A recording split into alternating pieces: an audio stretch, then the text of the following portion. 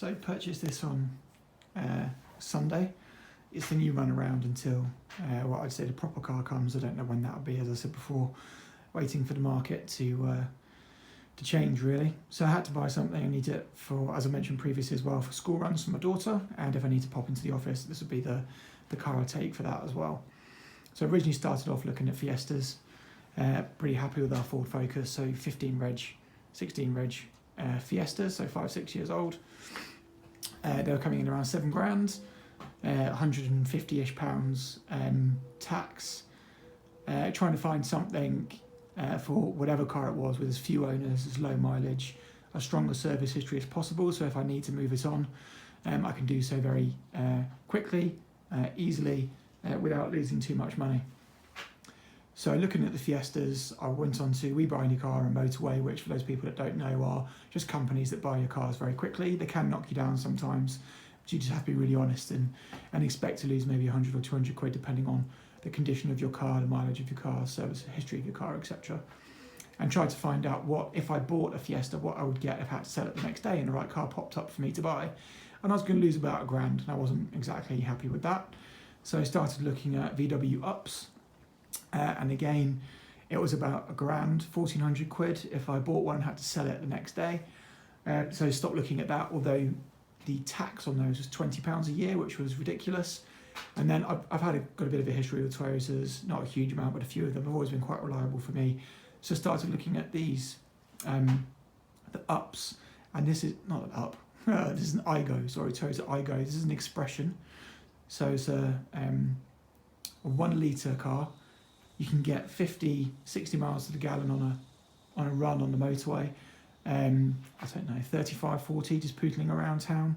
It's a tiny 1 litre engine, no tax. Because it's such a low emissions, there's no tax to pay on this car.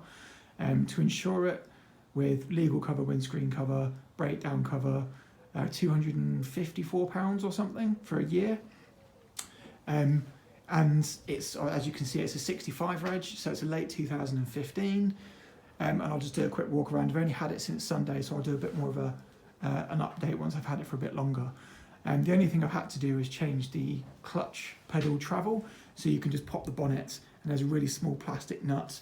You rest the clutch up against the bump stop, and you just twist the nut very slightly to just lower, in my case, the clutch pedal because the bite point was so high. So that's brilliant. I quite like the colour combination personally. I was looking at red ones. This is a private purchase, by the way, so I got a really good price for it. And if I was to sell this tomorrow, I'm the third owner. It's got 25,000 miles. It's only missing one service, and that was because of the current situation, but that was rectified. The previous owner serviced it in June, and I got a fresh MOT 4 days ago. So in theory, if everything works well for me, touch wood, and there's nothing for me to do on this car for a whole year. This is a slightly higher spec than some of the other ones, so you can see it's got the alloy wheels on it. It's got the red trim around the bottom. It's also the 5-door option. It actually looks quite smart, to be fair. It's got an itty-ditty little boot, so you press this button down here, and it opens up the back hatch. The previous owners did buy a floor mat, which I quite like. You know, I've got one of those in my Focus. It just means if you are going to put stuff in there, it keeps it in a better condition. You can see that boot is teeny. Not even sure it will fit my golf clubs. But what you do have, which I was quite surprised at, you pull that and the seats go down. So you can take the seats up and down. The parcel shelf is just material. That's not good for anything apart from hiding what's in there. And you've got a couple of hooks quite here, which I do actually find handy for shopping when you go and buy beer or wine or anything that's likely to fall over. It's quite nice to have these because you hook your shopping bags onto those. And then this is the same as the other side really, so my 7-year-old fits in here easily without any problem.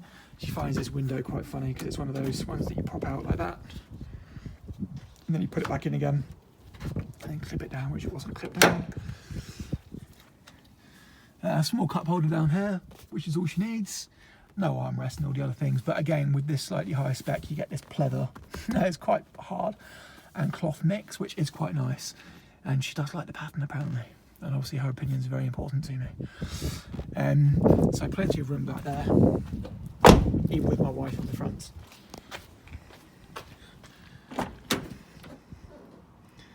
So again, you come in here, it's a manual this time around because I have a manual license, my wife doesn't. You can see kind of sporty-ish seats, but again, obviously for the price point for the car, it's kind of what you'd expect.